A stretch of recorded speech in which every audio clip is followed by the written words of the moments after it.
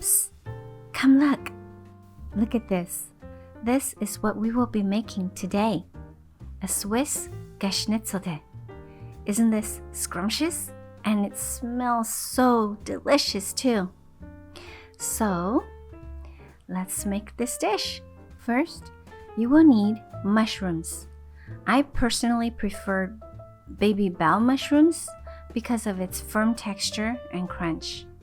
Next, you will need garlic, bay leaves, diced shallots. As you can see here, I pre-diced it. Of course, you're going to need butter. You will also need cornstarch. Now, in this bowl, you will see there's kind of two shades of color. All-purpose flours. So basically, I just happens to combine the two dry ingredients together. Therefore, you will see here the all-purpose flours and the cornstarch on the top. Okay, so basically that's what I used, and I'm going to combine these two dry ingredients for coating. Okay. Now, moving forward, you will also need stocks. You will need salt, heavy cream, black pepper, and oil. Oh, of course, the white wine, Chardonnay white wine. For stocks, you're welcome to choose whatever choice of stocks you prefer to use. I just happens to be using the beef. Now let's prep the meat.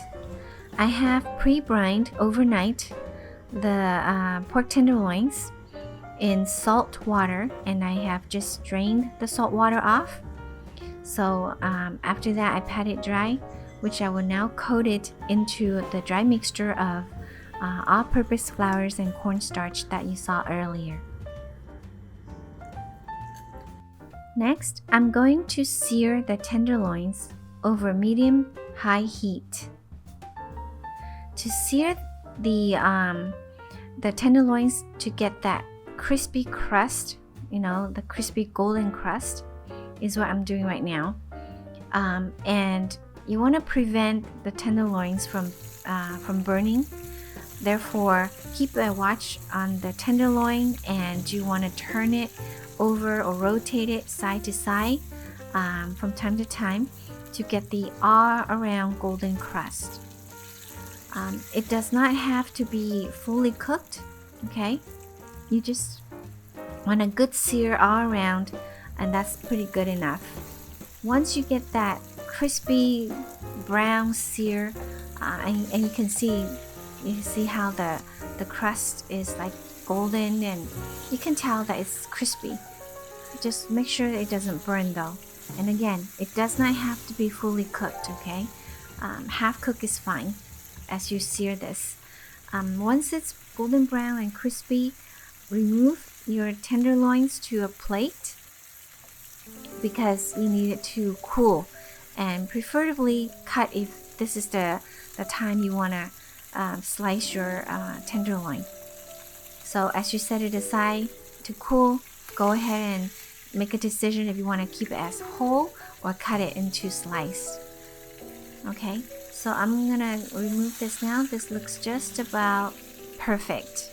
It's nice and crispy, it's golden brown, and I'm gonna take that off into a plate to cool. Alright, so using the remaining oil from the pan, you want to go ahead and add the butters in. Make sure your heat is on low, or turn your heat down to low. That way the butter won't burn. Then go ahead and toss in the mushrooms and give that a slight stir once the mushrooms go in. Now again, this is baby bella mushroom. It's one of my favorite mushroom. You're welcome to use whichever preference of mushroom you like. It just happens that this is one of my favorite mushrooms.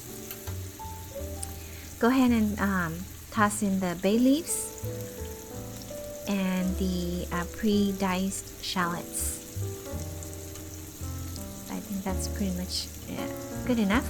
Now give that a good stir to incorporate the ingredients for about 1 to 2 minutes, and turn your heat back up to medium high. Okay. Then add the Chardonnay white wine, followed by your choice of stocks, whether it's chicken or beef. In this case, I'm using beef stocks here. Now stir to give these ingredients a party in the medium-high heat. Yay! Wow, that smells so good. It's so aromatic with the bay leaf, the mushroom.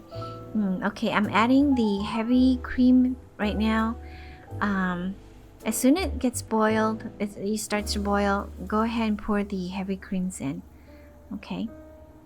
Now, give that a good stir and add some crushed black peppers.